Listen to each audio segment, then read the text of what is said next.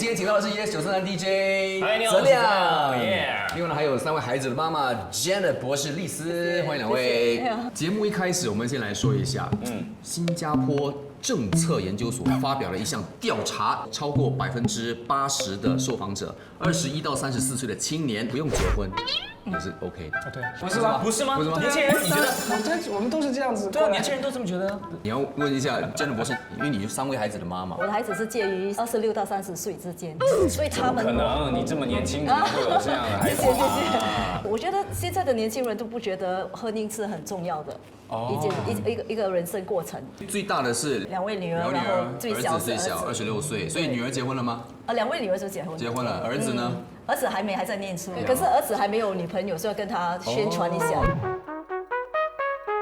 有没有就是跟他问一下，有没有想再找女朋友？有没有想要谈婚论嫁的？他是跟我讲，他是有兴趣要交女朋友，可是就是找不到适合的。我第一个女儿其实她是不要结婚的那个呀。反而不想结婚的反而结婚了。因为是我帮她做媒的，刚好我帮她找到一个很适合的。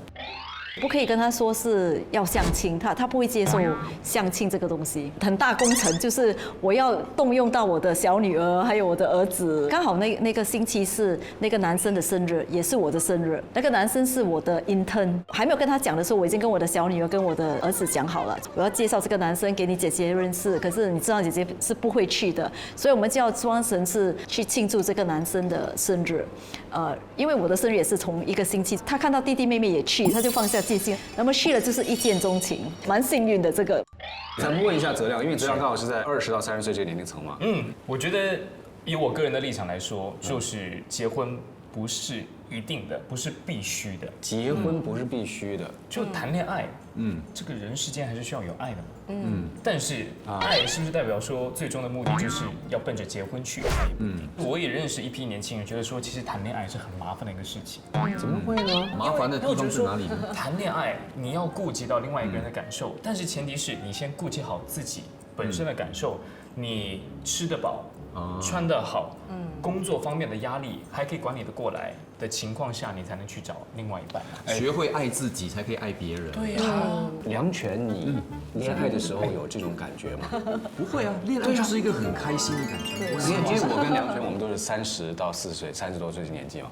就好像我们恋爱的时候，没有想过说啊，什么我照顾不好自己，我就不能恋爱。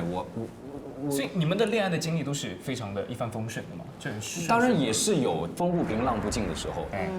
可是好像当时没有想太多就。对啊，我一直以来的感觉就是谈恋爱，然后之后结婚，之后生孩子，就是一步一步来，就是很自然不过，也不会去多想说，哎呀，我以后。可能我的年代比较自然吧。以我的经历啊，比如说我看到一个女生，我喜欢她，我就表白也好，或是追求也好，我就直接展开了。可是你们这一代人的那种现象，我看到这个女生，在我表白跟追求之前，你会先思考。有的时候你完全没有去顾及后面的道路怎么铺，你可能这段恋情刚开始几个月的时间之后，然后就发现，其实我们当初没有顾虑太多哦，我们的性格合不合，当时没有想到，我们3观合不合啊，后来就很重要，在发现的时候呢，可能会太迟。可是你们在相处的过程中，不就会慢慢的发现彼此的3观吗？所以很多人就怕浪费时间，浪费青春。他说：“我青春最好年华我都给你去浪费，我要来看我们3观合不合嘞。”青春不就是用来浪费的吗？年轻的朋友，你青春的20多岁，你要干嘛呢？拼事业吗？拼事业啊，不拼事业拼什么？好像我的儿子就是跟泽亮差不多26岁，差不多一样年龄，他也是会考虑很多，就说我不知道会不会可以照顾那个女孩子。说如果他跟那个女孩子认识，然后看到一点女孩子的性格跟他有一点就是不合吗？有一点不合，他就马上会。jam brake， 然后他就会马上踩刹车，呀，他就会跟我讲说，妈妈，我觉得这个女孩子好像不是很适合，我不要浪费她的时间，我也不要浪费我的时间，我不要对不起她，类似来，所以那个很常听说啊，现在是吗？还没有到交往的过程，只是在认识的时候，就看到一些 red flag， 就是及时止血的感觉嘛。你们要把时间省下来干什么？省下来读书、工作，自己去旅游，该干嘛干嘛，对，培养自己兴趣爱好，自我提升。所以我儿子是比较喜欢看书，所以他宁可在家。有时候我会催他出去交朋友，他说不要妈咪，我宁可在家看书。真的很不一样嘞，跟我们的。我看到质量就好像看到我自己儿子，因为同龄嘛，都是26岁，所以我就会鼓励他去多一点社交，多一点认识朋友。我觉得有些现在年轻人可能他们的社交圈子也是蛮小的，就是认识的就是大学的朋友啊，或者是他们出来工作的同事呀，要他们真的是要扩大他们的圈子呢，有时也是会比较困难。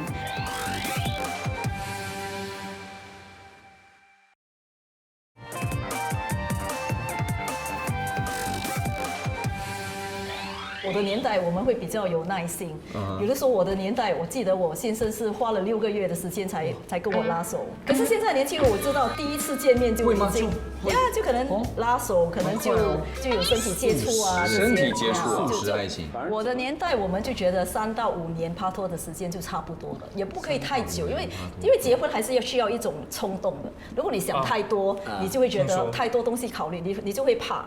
对，咱们就别说结婚啦，姐姐，我们就说一说这个身体接触好不好？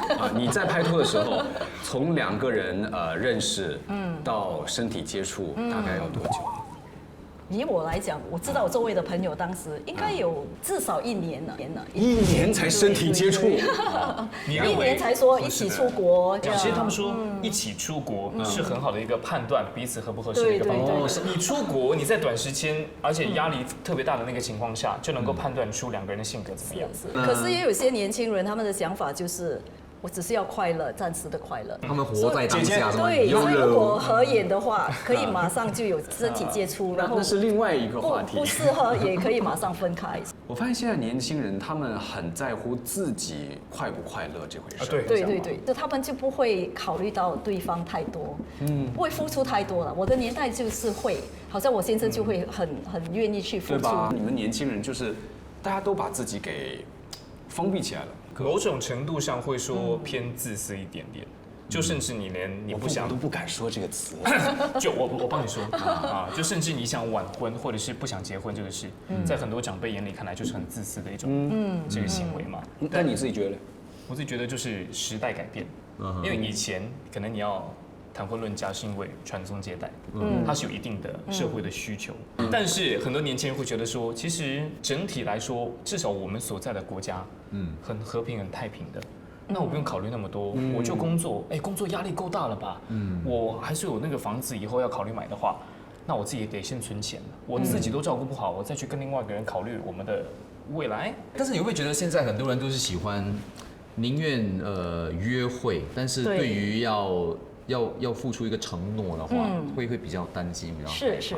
然后他们现在就比较担心说结婚，然后结婚后了就另外一个问题就是，可能他们不会要生孩子。就拿我2个女儿来讲，他们就跟我讲，妈咪我们要养宠物，我们不想养孩子。他们已经跟你说了。对。你当然会想他们。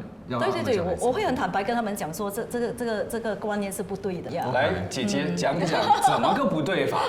不生孩子到底得罪了谁？我2个人想知道来。对，因为我也是觉得说不一定要。对我来讲，就是如果你要生小孩，那你一定要结婚；如果你不是很想生小孩，你没必要结婚啊。为了什么？可能我还是比较传统的观念了，就觉得应该延续下去嘛，生命嘛，就是要传宗接代。如果你是不可以生育的，也没关系，你可以去 foster， 你可以去领养啊。就是要有一个完整的家，要有孩子，因为孩子真的是可以带来很多的快乐。肯定会有人说，其实没有孩子也有没有孩子的快乐啊。我单身其实也很快乐。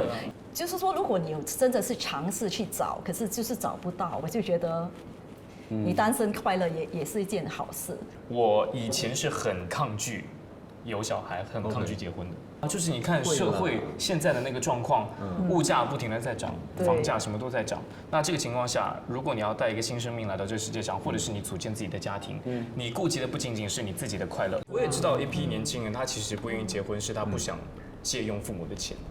其实我自己有一点这种想法，就父母说，我父母天天催婚的，然后我就说带女朋友回来啊，然后你们是不是担心买房很贵？我给你点钱，帮你付首付。我想说你付了首付，那接下来的钱每个月要怎么付啊？还是很贵啊。OK， 但重点就是，我觉得现在很多年轻人他会觉得说，我要靠自己的能力，等我所有的事情准备好了，时机到了，我才去考虑谈婚论嫁这个事情。年轻人，父母就是你的能力，父母能靠就靠。我在想这个泽亮，你有没有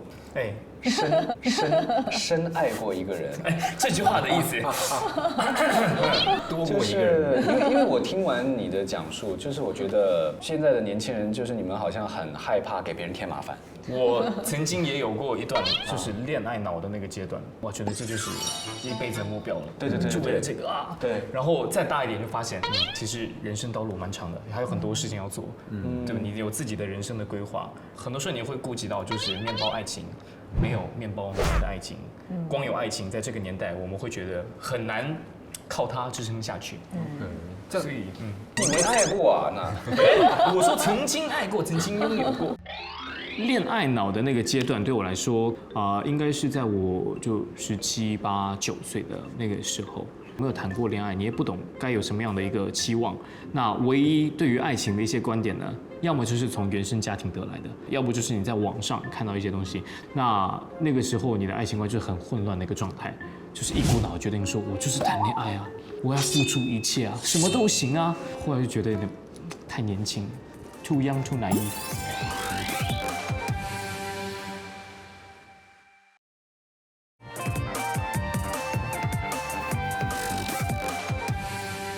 所以你会在什么样的情况下对才决定说，哎，我可以结婚，组织一个家庭了？对我来说，因为我父母有催婚嘛，然后我就跟他讲说，你起码让我打拼个5到10年，至少吧，5年我觉得太短了，5年你事业都还没建立起来啊，存款都没有，什么都没有啊，你起码有个10年，你已经打好了你的这个地基之后，然后你再考虑 ，OK， 我要不要去有自己的家庭？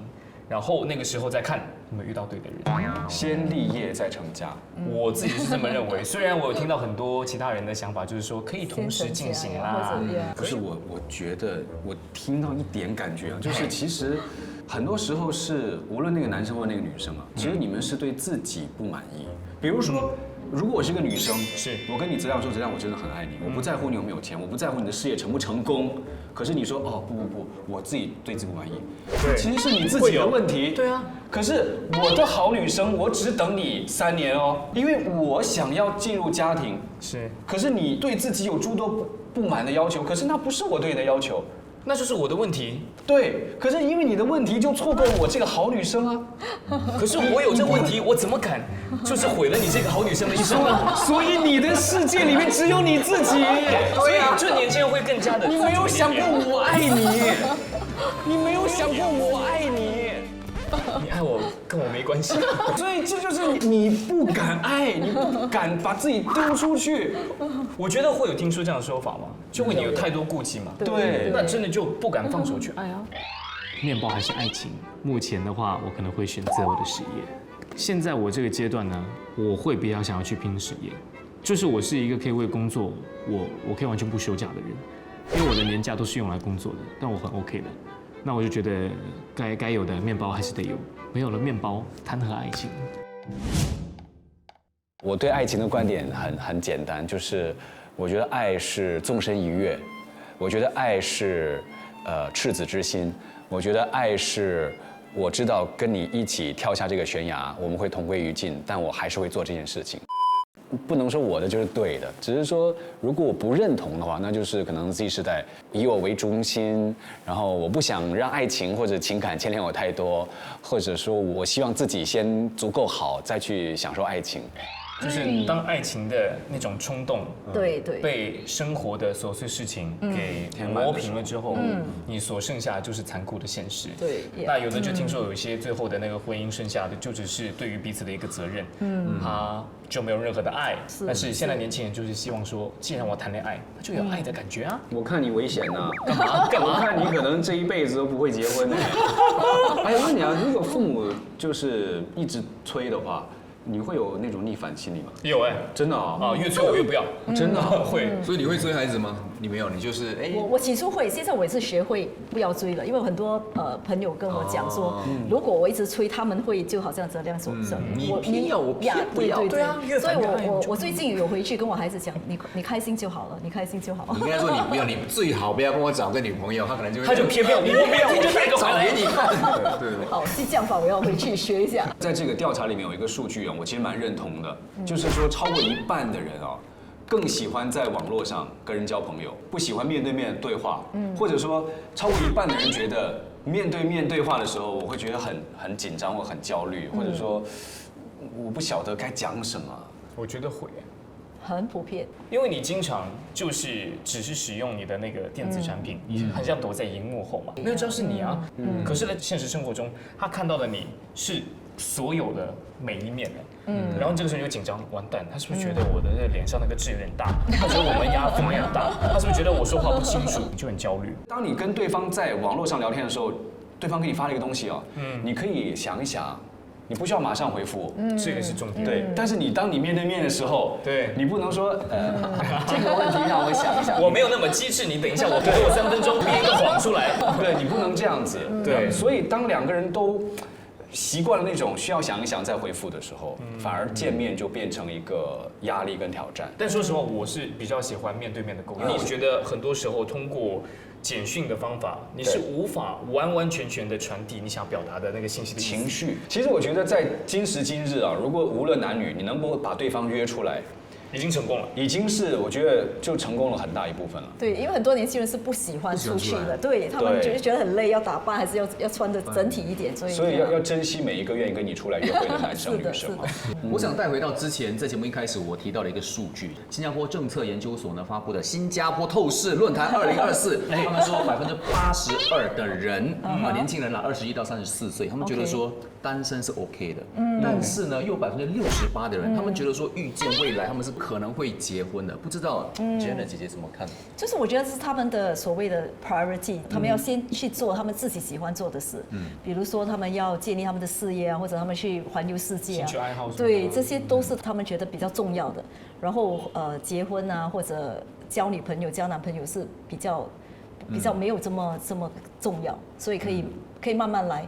OK， 泽亮呢？你可以预见你未来也是可以会结婚吗？水晶球给他，我看一看，来看一下，是我的未来。我觉得年轻人可能很多现在就是佛系一点点，就觉得说我单身 OK，可是我要是真的遇到很合得来的人，在未来也是 OK，但是当然你是要看你目前当下的你那个状态，你要追求的是什么。当然是不会介意，就是在不久的将来，如果真的碰到差不多合得来的人，OK 啦，可以啦。我现在突然明白，那个有一句话说得好，叫做“兄弟如手足”。你说下一句，你说兄弟如手足，男女如衣服。就是我突然觉得，你觉得说我现在单身没问题，可是我未来遇到一个好的，我就可以走入婚姻。我说啊，你永远抱着这样的心态都不可能，因为你从心里面就把另外一半当做一件衣服，你只想找一件适合你的衣服。你永远只把婚姻、恋爱、情感、陪伴和男女朋友，甚至老公老婆，当做一个你生活的配搭。你最好适合我，你不适合我的话，我不行。